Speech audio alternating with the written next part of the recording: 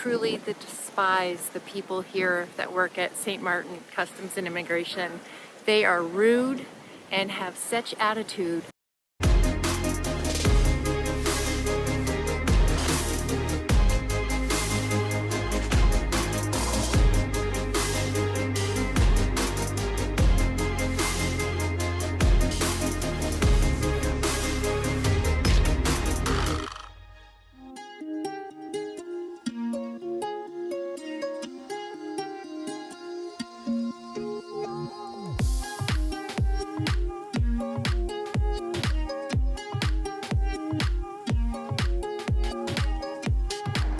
We're walking Shotzi here near Kimshaw Beach, and where was this when I was taking my kids out to dinner on the islands?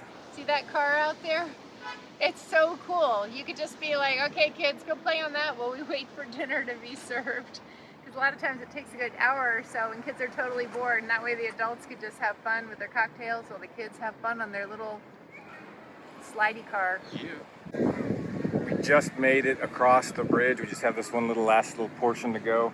But you can see all the cars are stopped up, and we're about to get the little parade of boats. Woo!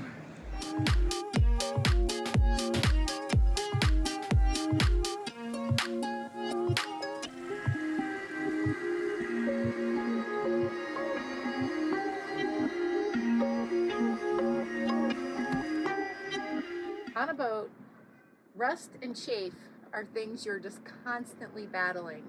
And we noticed, we've been trying to figure out a way to put this up out of the way, because this piece that dangles down and connects here is only if you're going to put the door down, which we hardly ever do in this warm climate. So we just like this out of the way so we can use this more easily. But what we noticed is, look at this right here. This rough piece of Velcro is totally chafing the webbing here. So what I'm going to do is just take the opposite piece of the Velcro, the soft piece. I never remember hook and loop what is what, but just cut a piece of the soft here and put it on there so it can't chafe. Totally simple solution. I'm going to go like this and put this on like that. I'm being very lazy, trying not to undo so that gives me my measurement. And then I'm going to cut.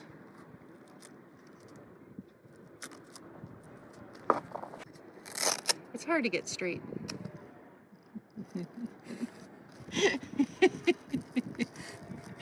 Okay, there we go. Now that piece is, not going to chafe that spot. If only rust were so easy to permanently fix. We're going to put our stickers in. Kurt, you want to be on top or bottom? I think I want to be on top this time. This time.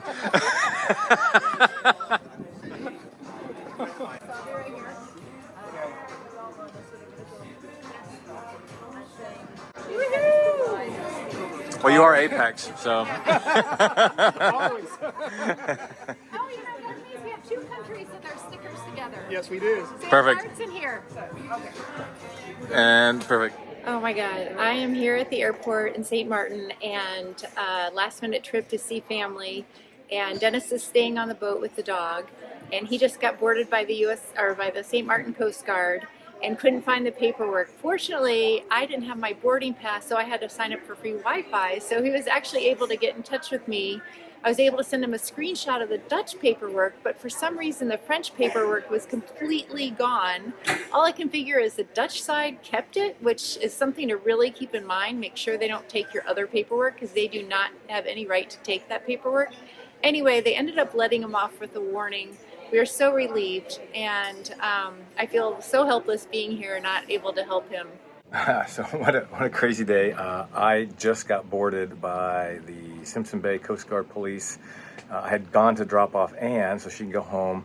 Then I took Shotzi over to Ile Marine on the French side to go to the chandlery to pick up a part that we were looking for.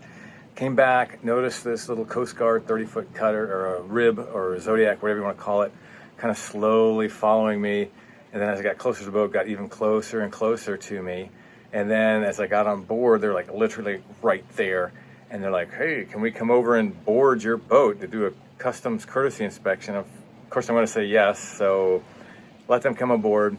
And it wasn't so much that they were all decked out in their full battle rattle with flak vests and pistols and stuff. It was just the fact there was like all of a sudden like 8 dudes on the boat. They asked for the paperwork, which Ann had done yesterday, the day before, but I couldn't find it. It wasn't in the folder where we keep all of our documents. So I started calling her, texting her, and fortunately she jumped on the airport's Wi-Fi and was able to text me a picture of what the customs people told her to do, because they kept all the paperwork, even though the guy here was insistent on getting a hard copy of the paperwork. And so I think in between all of that, then they're like, well, let's go look at your boat. Let's go walk around. I'm like, oh my God, here we go. Show them the life raft, show them the fire extinguisher. They walked around. I mean, obviously there's nothing out of the ordinary, but still it's such a nerve-wracking experience to have to go through that. So, whew. Exciting.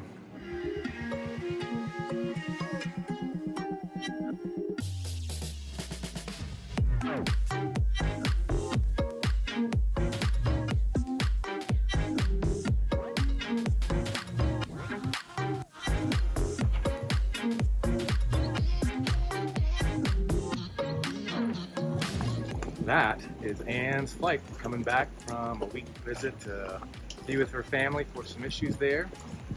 And now she's back. Woohoo! Welcome back, baby.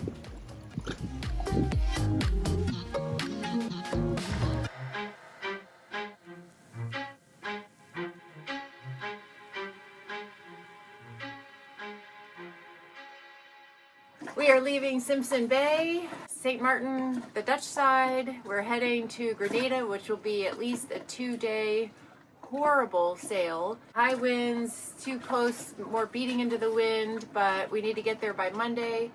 I'm not sad to be leaving. If you could see me swaying, it's a very rolly anchorage, and after being on land for a week when I went to visit family in Georgia, I'm struggling with just this roll, so I'm very much anticipating a kind of a miserable sail, but I have taken my second dose of Stugeron in hopes that that keeps me good, and I started eating some food to keep something in my stomach at all times.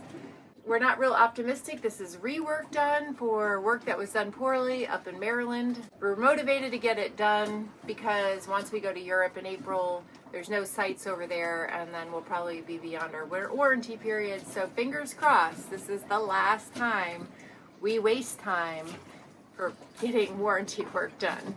Ooh, it's windy. Not sure how this will come out, but getting ready to do our checkout. 1 hour later. Truly despise the people here that work at St. Maarten Customs and Immigration. They are rude and have such attitude. I just have to feel sorry for them to hold on to that for so long. And honestly, with the theft and everything else on this island, I don't really plan to return to the Dutch side ever again. Getting ready to kick off our passage down to Grenada. Best guess is going to be about 2 days, a little over 2 days. So it's mostly going to be a beat. So I want to make sure the dinghy is extra nice and secured, because on a beat we just slam a lot.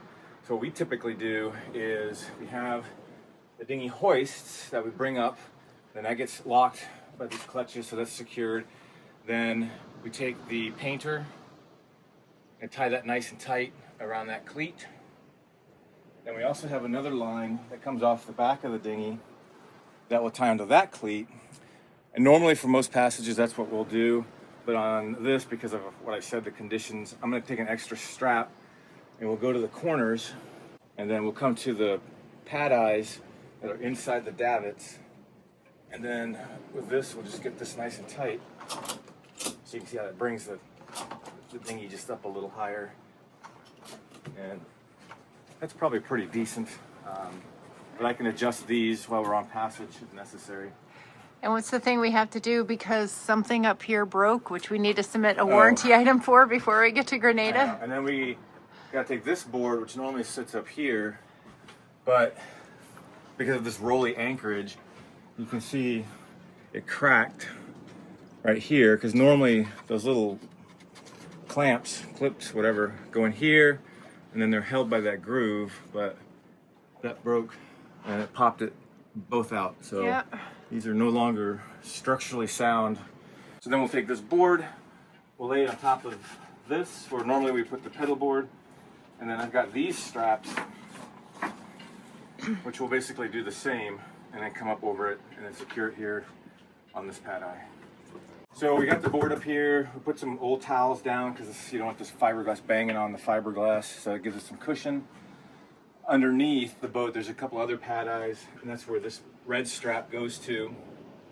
Goes up underneath the boat, so it comes up over. We put some padding here, and then we just cinch it to here, and then if we need to adjust it, just push that thumb, that'll loosen it, and then there we go, tighten it. Then since we're under passage, we have these wave boards that we normally take out when we're at anchor because it makes it nice and easy. But they just slide right. Oh, so easily in a rolly so anchorage? easily on a rolly place. There, they just slide right in. Woohoo! There we go. We'll still get poop because you have this gap, which you obviously need, but we don't get poop that much, and it helps block a lot of it. And we like to take up the rugs Yeah, we gotta take up the rugs. because they just get soaking wet and they're not really that fun. Nope, they get nasty. We also found it super helpful. We use the app AnyList. Love it. You can share it with others, as many people as you want. And so we have our departure list because even though we've been sailing now for quite some time and doing lots of passages, we still forget the little things, and it's just nice to have that list to make sure once you think you're ready to depart that you've checked everything off.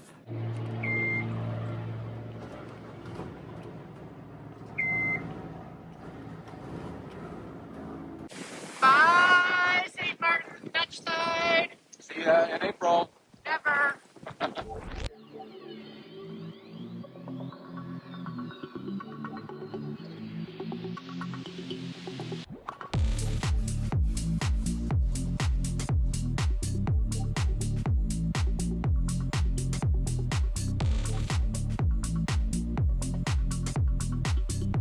I'm on watch on our way down to Grenada. We're doing an upwind sail. We're probably at about 70 degrees apparent wind angle or so. We got about 25 knots of wind. We're doing pretty decent speed, but there's a lot of roll. And I'm sitting here with Shotzi at the helm, the lower helm. All of a sudden, the entire left side, the port side of the boat is just drenched in water. And then I noticed when I looked up, I had the upper two hatches just briefly, just cracked open a little bit, get a little bit of airflow. All of a sudden, there's just tons of water coming through. Now, obviously, most of it I've already cleaned up because that was my first priority, is to clean that up. But I don't think I've ever seen that big of a wave that would not just only hit the port side where the waves are coming on, but also the starboard side. So note to self, when you're going upwind and you've got rolling waves, whichever side, just shut up all the windows. It's gonna get hot and stuffy, but it's better than everything getting soaked.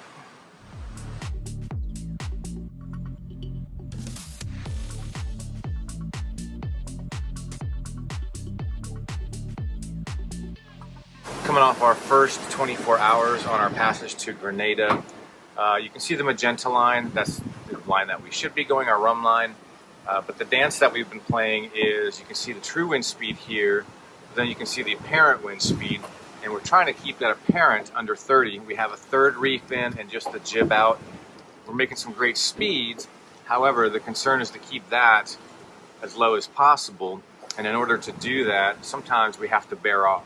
Now this line right here is a 190. You can see we're generally following that. And then you can also see here where the true, that's the orange, and where the parent is the red. And then you can see our speed right there. So every once in a while, when this starts to get too high, we have to fall off, which is about 100 or about 5 degrees or 10 degrees. So it pushes to 190, 195 or 200, which then pushes us further away from our rum line. And right now, we're about 6.8 miles, nautical miles off that rum line. I just did a weather forecast look, and these kind of winds are supposed to stay with us for the next 24 hours, which is awesome in terms of speed, but it's very rocky, it's very rolly, and it keeps that apparent kind of high up there. So we'll see how this goes. I mentioned we're trying to keep the apparent wind angle under 30, and so you may ask, how did I come up with that? Balance has a little chart right here that kind of gives you a guideline as to when you should reef or what your sail plan should be. And you can see right there in around 32 knots is when you should have your mainsail and your working jib. We're trying to be a little bit more cautious. And then in talking with our sailmaker from Zoom Sails, that was kind of some of the numbers that we got from them. So that's kind of what we're after. A neat feature that we have with our Garmin is that if we go to the home, we go to vessel, we go to wind, we can track our history between our apparent wind angle, apparent wind speed, true wind speed, and you can adjust it. I've got it set for the past 4 hours. It's kind of hard for me to look at it right now, but I think long story short is all the models that we get from Predict Wind, whether it's Spire, GFS, PWE, PWG, ECMWF, have been way off. I say way off with their projected wind speeds, because what we're seeing out here is significantly higher. And that's why we've been having to play that game of true wind speed versus apparent wind speed and having to constantly fall off.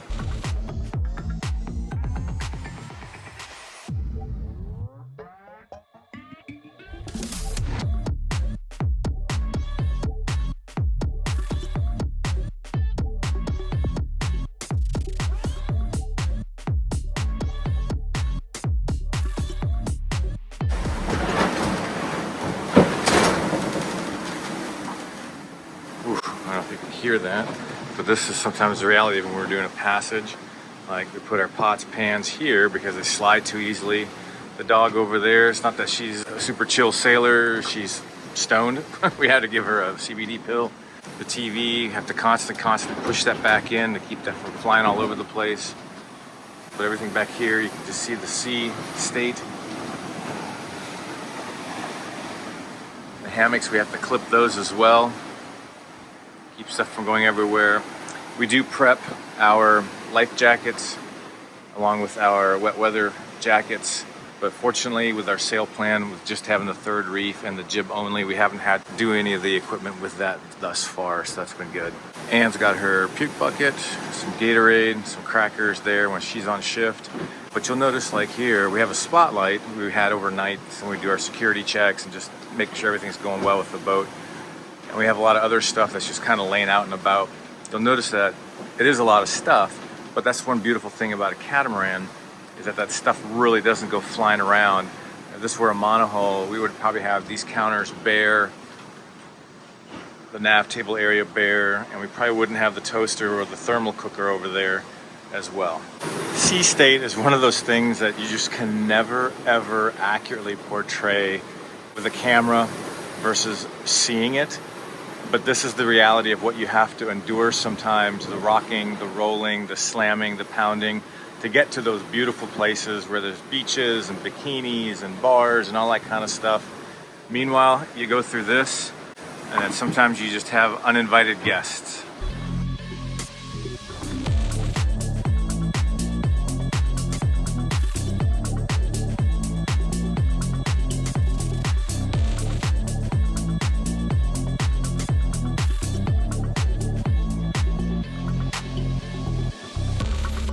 Something interesting I noted when looking at the wind history is in the last 4 hours, we had a significant drop and change in true wind speed. About 4 hours ago, we had about 12 knots of wind. Now we're up here in the 20s. Same with our apparent wind speed. It was kind of low around the 11s. Now it's pushing up to here in the 24s. What that is due to is, if I can come over here real quick and then zoom us out even more, is I think what we were getting there in the last 4 hours is that island effect as we passed by Guadeloupe. We had a big gap right there. Now we should hopefully get a little bit of a lull as we pass Dominica. And I've seen that as well. As we pass that, we'll have another little wild, crazy winds. And hopefully Martinique will give us a little bit of shading.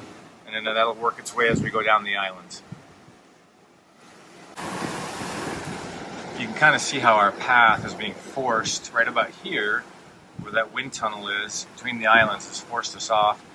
Now that we're being shielded a little bit more from the higher winds from by Dominica, I'm going to use that opportunity to kind of get us back on track with our rum line, because once we pass the island, we're going to have that wind tunnel effect again that's going to push us out, because it's going to drive that apparent wind up.